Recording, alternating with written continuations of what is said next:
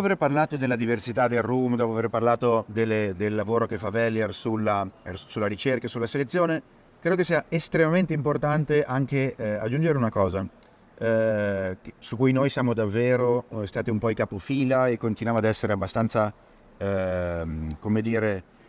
diretti su questo argomento. Il rum ha da molti anni uno dei, problemi, non so se è la parola giusta, ma nella categoria, vale a dire che non essendoci una regolamentazione così stretta, globale, e non potendoci essere, alla fine c'è una tendenza, anche per ammorbidire il prodotto, che è l'addizione di zuccheri, vale a dire parecchi dei rum, anche magari più commerciali, anche dei rum che sono più facili da trovare, hanno per vari motivi un'addizione a volte molto lieve, a volte purtroppo veramente significativa di zuccheri, e questo è considerato sia un correttore di alcuni magari difetti che può avere il prodotto, ma sicuramente viene addizionato questo zucchero al fine di rendere il prodotto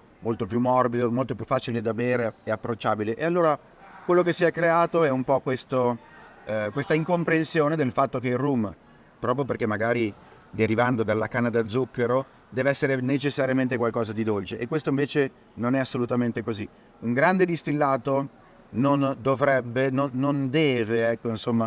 deve avere un'addizione di zuccheri, anzi deve potersi esprimere in tutto quello che sono le sue qualità della materia prima, che poi è la cosa sempre più importante, e la fermentazione di questa materia prima, la distillazione di questa materia prima, e quindi deve potersi esprimere senza essere coperto da edulcorazioni, al solo fine di rendere il prodotto più semplice, quando invece lo rende più invisibile, e più difficile che riesca davvero ad esprimersi.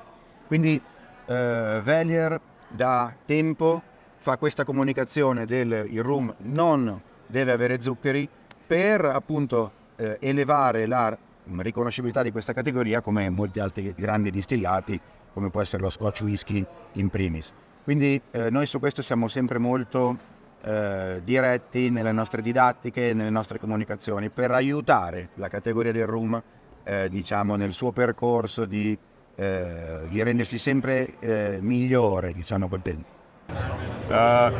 Adding sugar to rum. Personally, I think it's not necessary. Some people do it for different reasons, but I think the most important part is that it is labeled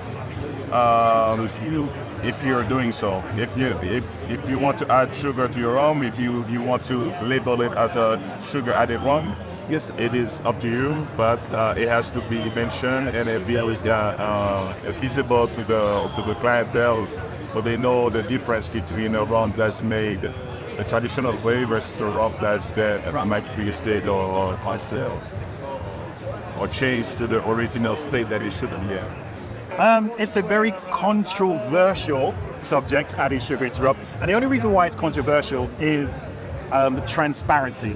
It's not about adding sugar into rum. It's about letting people know that you've added sugar into rum. That's the only controversial part about it. Some people like rums that have been sweetened. Some people like rums that are naturally sweet. Like Equiano, of course, naturally sweet. So it's not that controversial when you think about it, until you start marketing yourself as a premium craft rum, and it's all natural, and then you find out it's got 48 grams of sugar inside there. And this is the reason why the European law has come into place, where the maximum amount of sugar you're allowed to add into a rum is 20 grams. Personally, I still think that's too high, but 20 grams of sugar per litre is the maximum you're allowed to put into a bottle of rum before you can stop calling yourself rum. After that, call yourself a spirit drink. So, sugar in rum, if you like it, it's up to you, but the most important thing about it is declaration. Declare that you've added sugar into your rum. Let people know that you've added sugar into your rum, and not pretend that you're fake, or not pretend you're real. I mean fake. That was it. So on the topic of sugar in rum,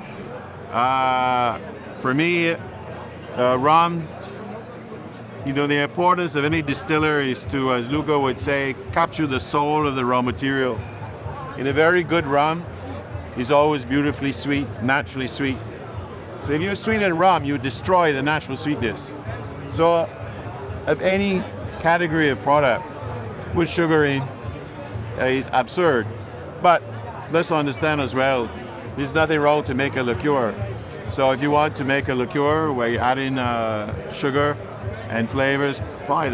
There are many beautiful liqueurs and there are many beautiful sweetened, naturally sweet products. There's nothing wrong with this. But rum, in its pure form, is a crime to sweeten it.